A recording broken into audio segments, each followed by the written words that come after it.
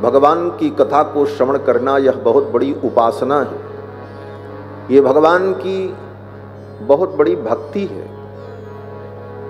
और सबसे पहली भक्ति ये है कथा।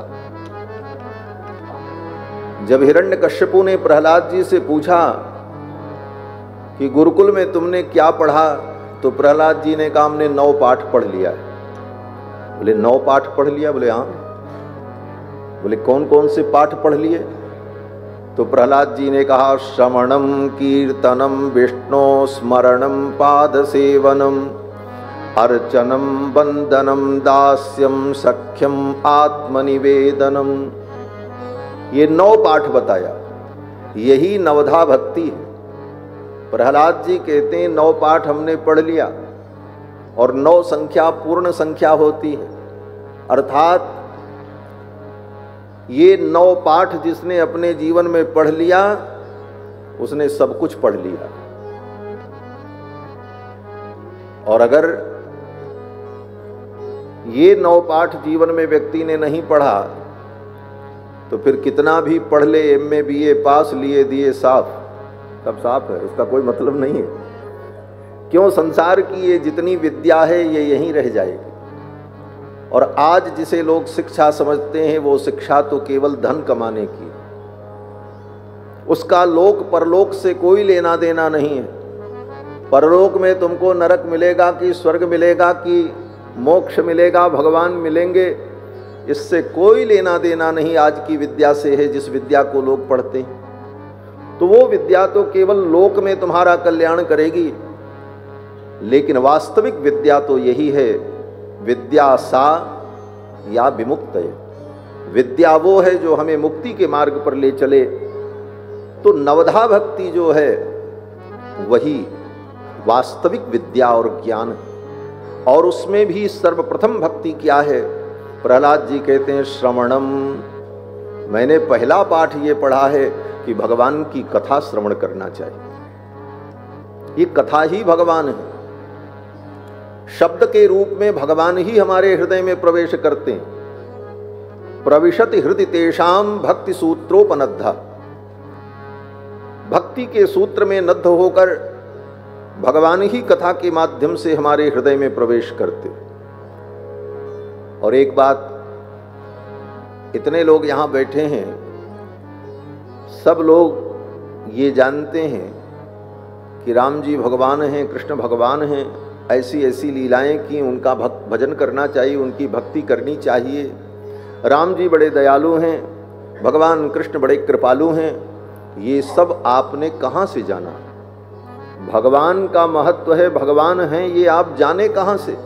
आपके हृदय में ये भाव आया कहाँ से? भगवान ने आकर के नहीं बताया, कथा के माध्यम से ही आपने जाना। आज तक भगवान के विषय में जिस किसी ने जाना है तो कथा के माध्यम से ही जाना। ये कथा ही भगवान के स्वरूप का हमारे हृदय में प्रकाश करती है। इसीलिए वेदों ने कहा पहले सुनने का अभ्यास करो, श्रोतव्यो, उसके बाद मंतव्यो, उसका मनन करो, और फिर निदिध्यासितव्य, उसका निदिध्यासन करो। भगवान श्री राम के दरबार में कुश और लो भगवान की ये मंगलमयी कथा श्रवण करा रहे हैं। भगवान श्री राम भी बैठकर इस रामायण को सुन रहे।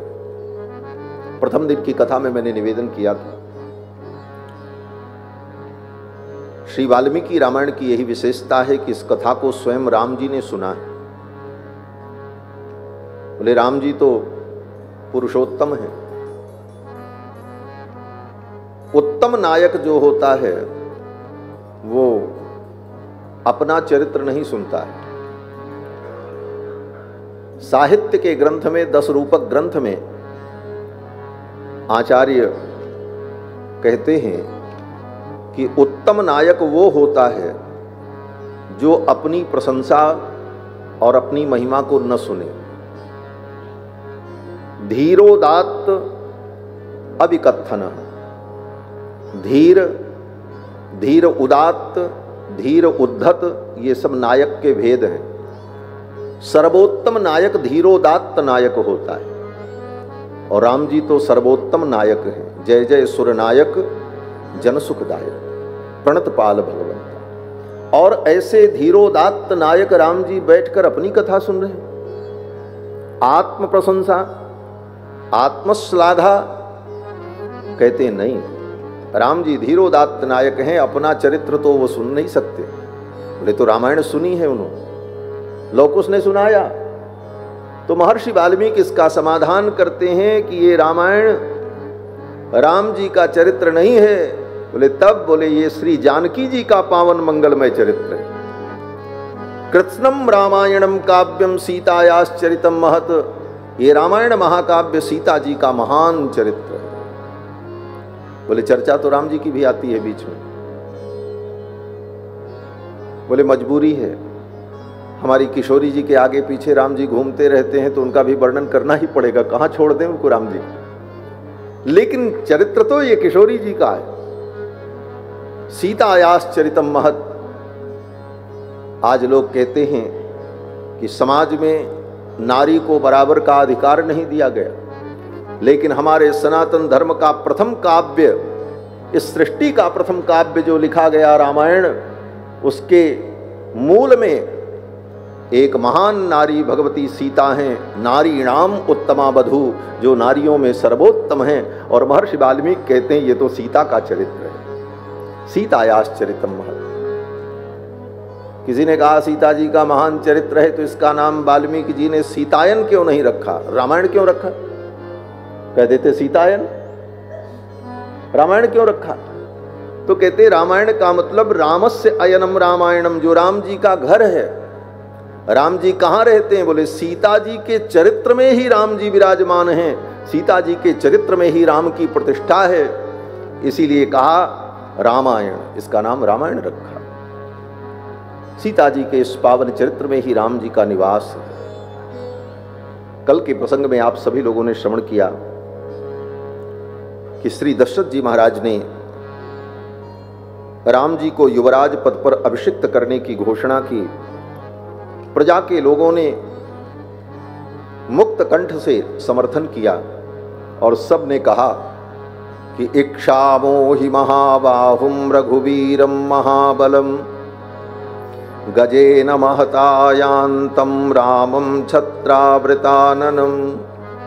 हम सब चाहते हैं कि राम जी का युवराज पद पर अभिषेक हो और शत्रुंजय हाथी के ऊपर विराजमान होकर रघुनंदन अयोध्या की गलियों में भ्रमण करें, उनकी शोभा यात्रा निकाली जाए और हम सभी लोग रघुनाथ जी का ये मंगलमय दर्शन करें। ये सुनकर दशरथ जी महाराज बड़े प्रसन्न हुए। प्रजा के लोगों ने कहा कि नास्य क्रोध प्रसादश्च निरर्थोस्ति कदाचन। रघुनाथ जी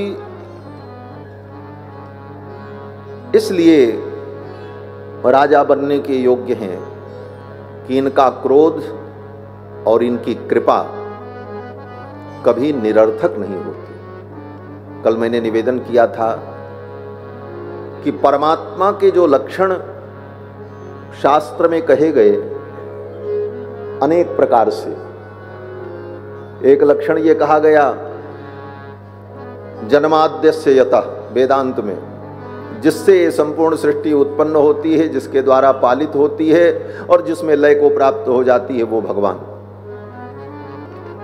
फिर कहते हैं भगवान कौन? कहते हैं जो आनंद सिंधु हैं। आनंदाद्धेव खल्यमानि भूतानि जायन्ते आनंदेन जातानि जीवन्ति इत्यादि। फिर एक जगह पर कहते हैं उत्पत्ति प्रलयम चैव भूतानाम अगतिम गतिम वेत्ति विद्याम अविद्याम च सवाच्यो भगवानिति। जो संपूर्ण सृष्टि की उत्पत्ति प्रलय पालन करते हुए समस्त जीवों के कर्म की गति को हर क्षण प्रत्यक्ष अनुभव करते रहते हैं, वो भगवान। फिर कहते हैं भगवान की परिभाषा क्या है? बोले ज्ञान शक्ति बल ऐश्वर्य वीर्य तेजांश शेषतः भगवत शब्द वाच्यानि विना हेर गुणादिभिः। ज्ञान शक्ति बल ऐश्वर्य वीर्य तेज, इन 6 गुणों की जिसके अंदर पूर्णता हो, अशेष रूप से ये 6 गुण जिसके अंदर विद्यमान हो, वो भगवान। और भी कहा कि जो लक्ष्मी का पति हो वो भगवान। वेद ने कहा श्रीश्च ते लक्ष्मीश्च पत्न्यौ, लक्ष्मी और श्री जिनकी पत्नी है वो भगवान। तो अनेकानेक प्रकार से शास्त्र ने परमात्मा के लक्षण स्वरूप का निरूपण किया, लेकिन इन सब निरूपणों में एक विलक्षण निरूपण महर्षि वाल्मीकि यहां पर करते हैं कि परमात्मा कौन? बोले नास्य क्रोध प्रसादश्च निरर्थोस्ति कदाचन। जिसका क्रोध और जिसकी कृपा कभी व्यर्थ न होती वो भगवान। जिसकी कृपा और जिसका क्रोध कभी निरर्थक न हो। दुनिया में बहुत से बड़े बड़े लोग, बड़े बड़े देवता हैं, ब्रह्मादिक देवता हैं, लेकिन उनका क्रोध भी निरर्थक हो जाता है। कल मैंने उदाहरण दिया था, ब्रह्मा जी ने बहुत क्रोध किया हयग्रीव दैत्य पर, लेकिन कुछ नहीं बिगाड़ पाए, वेद चुरा के लेकर भाग गया। क्या कर पाए? इंद्र देवताओं के राजा ब्रजवासियों पर क्रोध किया, इनको नष्ट कर देंगे, लेकिन क्रोध व्यर्थ हो गया, उस क्रोध का कोई परिणाम नहीं निकला। कृपा, बोले बड़े बड़े देवताओं ने अपने अपने भक्तों पर बड़ी कृपा की, लेकिन जब उन्होंने उद्दंडता की तो भगवान ने उनका संहार किया, उनकी कृपा उनको बचा नहीं पाई। लेकिन भगवान की कृपा और भगवान का क्रोध ये दोनों अमोघ है। इसीलिए हनुमान जी महाराज लंका में जब पहुंचे तो पहले तो समझाने की चेष्टा की रावण को कि राम जी की शरण में आ जाओ, और अगर शरण में तुम नहीं आए और राम जी ने तुम्हारे ऊपर क्रोध किया तो राम जी का क्रोध कभी व्यर्थ नहीं होता है। नास्य क्रोध प्रसादश्च। हनुमान जी कहते हैं शंभु पिनाकी त्रिपुरांतको वा ब्रह्मा स्वयंभु चतुराननो वा। स्वयं ब्रह्मा आ जाएं, स्वयं भगवान शंकर अपना पिनाक लेकर के तुम्हारी रक्षा में खड़े हो जाएं। इंद्रो महेंद्रो सुरनायको वा। देवराज इंद्र अपना वज्र लेकर के तुम्हारी सुरक्षा में खड़े हो जाएं, फिर भी राम जी के क्रोध से तुम बच नहीं पाओगे। नास्य क्रोधः प्रसादश्च। और प्रसाद माने कृपा, जिनकी कृपा कभी निरर्थक नहीं होती। भगवान की कृपा कभी निरर्थक नहीं होती। कितने कृपालु हैं भगवान, कितने समर्थ हैं। भगवान कहते हैं तुम मेरी शरण में आ तो जाओ, मैं तुम्हें सर्वत्र अभय प्रदान कर दूंगा। अभयम सर्वभूतेभ्यो ददाम्येतत् व्रतम मम। तो जिसका क्रोध और जिसकी कृपा कभी निरर्थक न हो वो भगवान। ये एक नया लक्षण रामायण में महर्षि वाल्मीकि ने कहा। तमेवं गुण संपन्नम रामम सत्य पराक्रमम लोकपालोपमं नाथम अकामयति मेदिनी। प्रजा के लोगों ने कहा राजन, ऐसे गुण संपन्न जो राम जी हैं उनको ये पृथ्वी अपना नाथ बनाना चाहती। लोकपालोपमं नाथम अकामयत मेदिनी। ये मेदिनी माने भूदेवी। भगवान की दो पत्नियों का हमारे यहां वर्णन है शास्त्र में।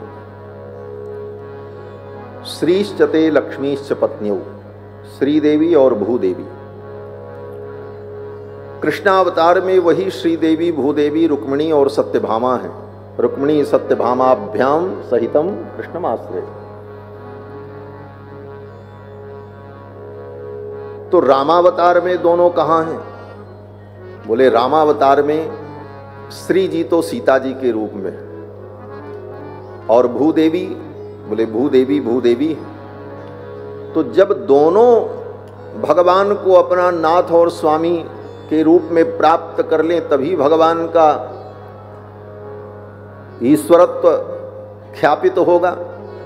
इसीलिए प्रजा के लोगों ने कहा कि श्री देवी ने तो भगवान को वरमाला डाल करके वर्ण कर लिया मिथिला में, अब भूदेवी भगवान का वर्ण करना चाहती कि ये भूपति हो जाए। श्रीपति तो भगवान हो गए, अब ये भूपति बन जाएं।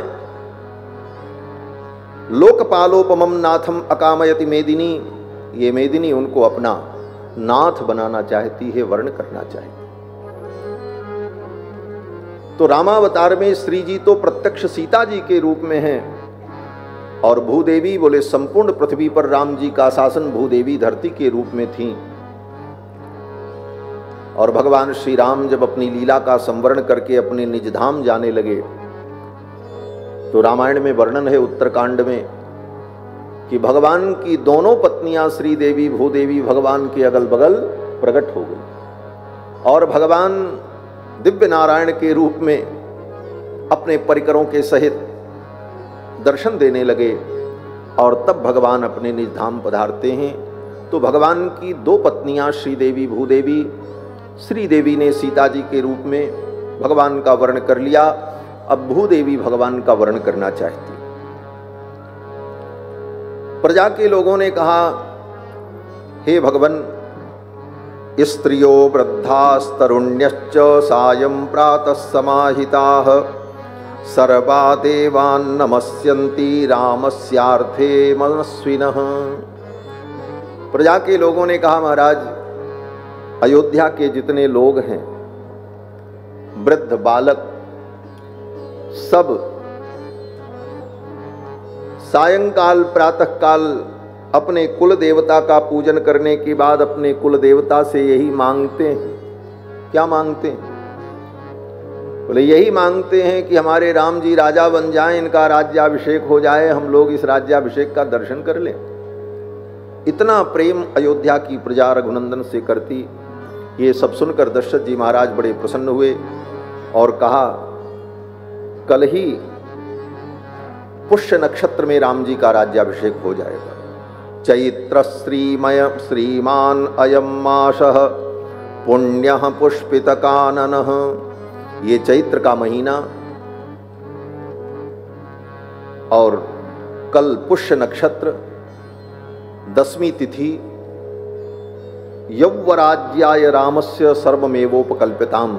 दशरथ जी ने मंत्रियों को आदेश दिया, राम जी के राज्याभिषेक की तैयारी की जाए। ये घटना उस दिन की है जब राम जी 24 वर्ष के हो गए। 25वां जन्मदिन राम जी का था, रामनवमी थी। उसी दिन दशरथ जी महाराज ने घोषणा की कि कल 10वीं को हम राम जी का राज्याभिषेक करेंगे। चैत्र का महीना और पुष्य नक्षत्र, नवमी को पुनर्वसु नक्षत्र होता है और पुनर्वसु के बाद 10वीं को पुष्य, और 10वीं तिथि पूर्णा तिथि होती है। दशरथ जी महाराज ने घोषणा की कल इनका राज्याभिषेक होगा। तैयारी होने लगी। दशरथ जी महाराज ने अपने मंत्री सुमंत्र जी से कहा कि मेरे पुत्र राम को बुला करके मेरे पास ले आओ, मैं राम से कुछ कहना चाहता हूं। सुमंत्र जी महाराज गए और भगवान श्री राम से कहा, महाराज ने आपका स्मरण किया है। रथ पर बैठ करके भगवान श्री राम अपने महल से निकलकर अपने पिताजी का दर्शन करने के लिए जाते। उस समय की अयोध्या कितनी समृद्ध थी कि राम जी अपने निवास से चलकर दशरथ जी के निवास तक जाएं तो रथ से जाना पड़े। कितनी समृद्ध अयोध्या थी। जब भगवान श्री राम चले तो भगवान श्री राम के सौंदर्य को देखकर अयोध्या के लोग आनंद विभोर हो गए। यद्यपि राम जी को रोज लोग देखते हैं, ऐसा नहीं है कि पहली बार राम जी को देख रहे हैं, लेकिन जब जब राम जी को देखते हैं तो लगता है कभी इनको हमने देखा ही नहीं है, इतने सुंदर। यही भगवान की विशेषता है। क्या विशेषता है? बोले क्षणे क्षणे नवम नवम नमामि नंद संभवम, जो प्रतिक्षण नवीन प्रतीत होते।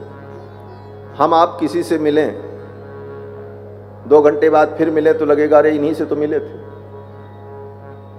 10 दिन बाद मिले तब भी लगेगा हाँ इनसे तो मिले ही थे। वही नाक, वही आंख, वही स्वरूप, वही चेहरा, वही वाणी, वही स्वभाव। लेकिन राम जी की विशेषता क्या है, भगवान की विशेषता क्या है? बोले जितनी बार मिलो उतनी बार नया अनुभव होता है। क्षणे क्षणे नवम नवम, नमामि नंद संभवम, ये भगवान की विशेषता है। प्रतिक्षण जो नवीन प्रतीत होते हो, और नवीन ही नहीं, भक्तों ने तो यहां तक कहा कि भगवान से मिल करके आप आओ और अगले क्षण फिर भगवान मिले तो लगता है कि इनसे तो हम कभी मिले ही नहीं थे। अर बरात निस्दिन मिलबे को मिले रहत मानो कबहु मिले ना, ये भगवान का वैशिष्ट है। अब तो भगवान जब रथ पर बैठ करके चले तो गंधर्वराज प्रतिमम लोके विख्यात पौरुषम दीर्घबाहुम महासत्वम मत्तमातंगगामिनम। भगवान जब चल रहे हैं तो उनकी चाल कैसी है, बोले मत्त मातंगगामिनम, जैसे मत्त गजराज चलता हो झूमते हुए, गज गयंद की चाल। जब जब भगवान के गति का वर्णन शास्त्र में होता है तो गजराज की गति से उपमा दी जाती है।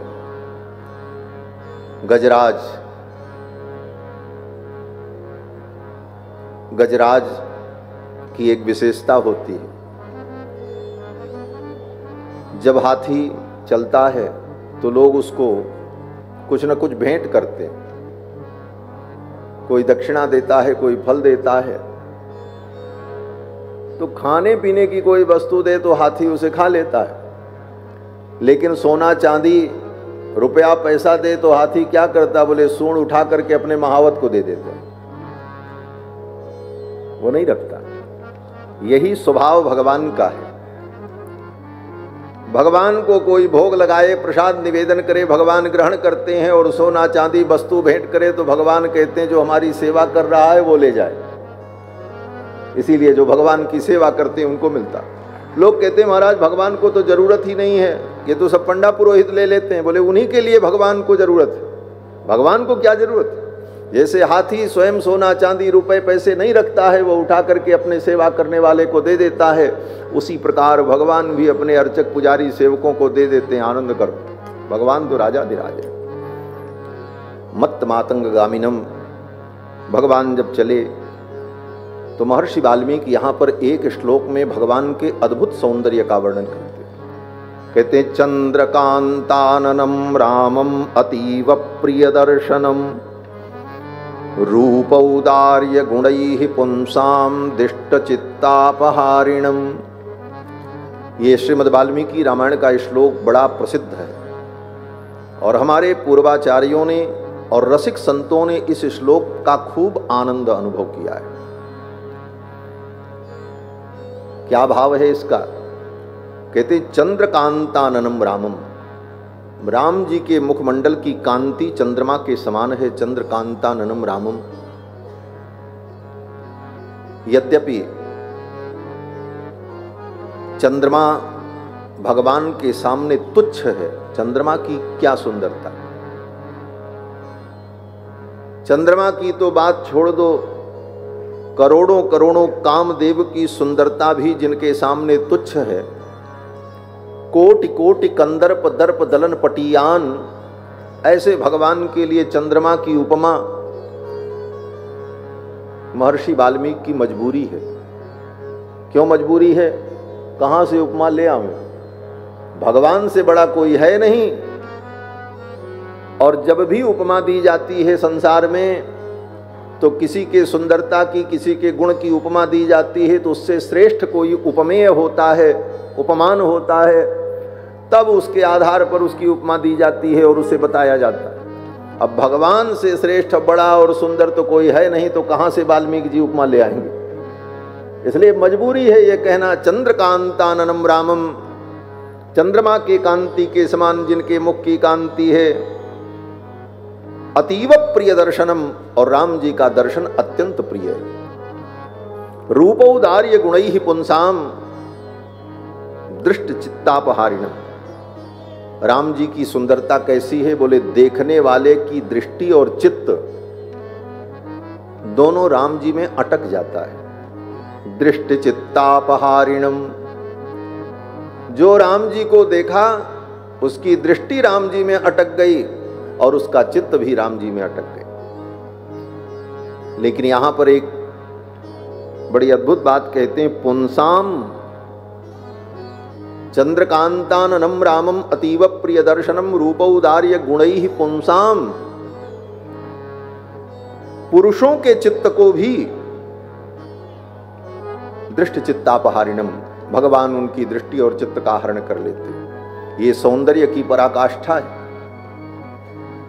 पधारेंगे क्या आप भी पधारो।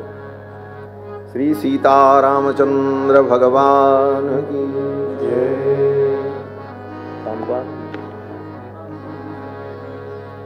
दो बार भगवान नाम संकीर्तन कर लें।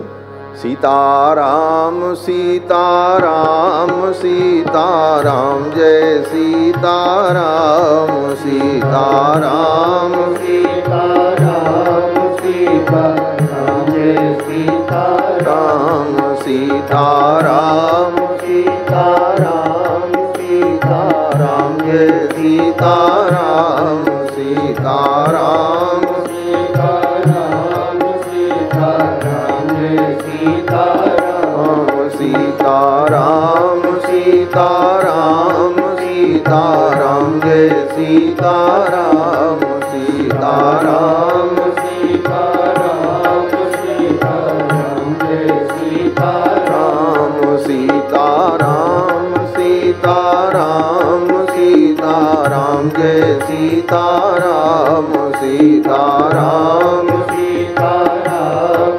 सीताराम जय सीताराम। श्री सीतारामचंद्र भगवान की जय। भगवान का स्वरूप इतना दिव्य कि देखने वाले का चित्त और दृष्टि भगवान में लग जाती है। चाह करके भी व्यक्ति अपनी दृष्टि को, अपने चित्त को भगवान से हटा नहीं पाता।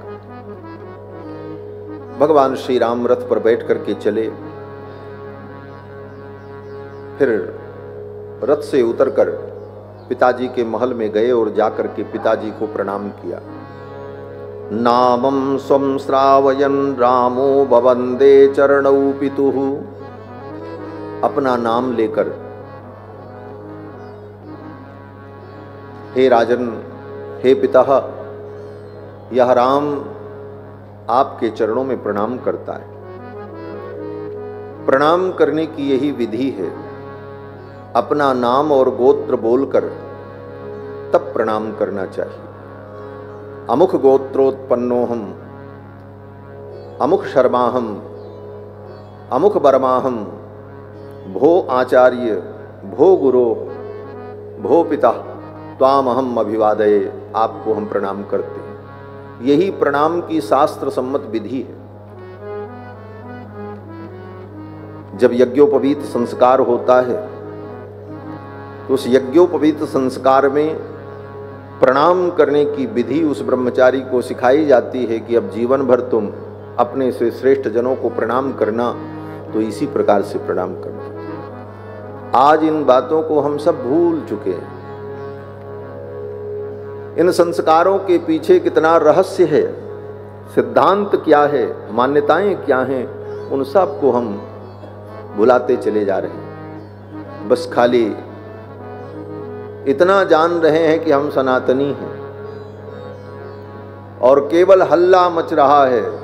हाँ, हिंदू राष्ट्र बना देंगे। कहां से बना दोगे भैया?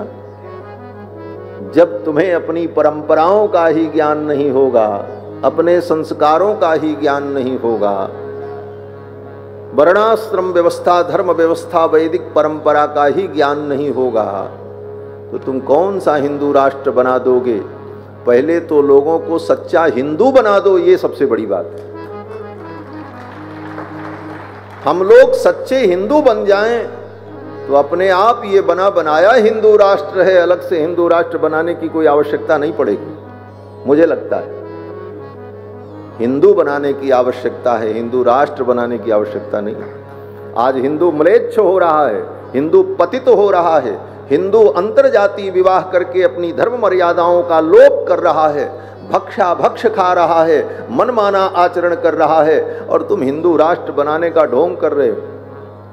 ये ढोंग नहीं चलेगा। वास्तव में हिंदुत्व की रक्षा हो। पहले लोग हिंदू बने, फिर तो हिंदू राष्ट्र बना बनाया है, जहां हिंदू रहते हैं उसी का नाम हिंदू राष्ट्र है।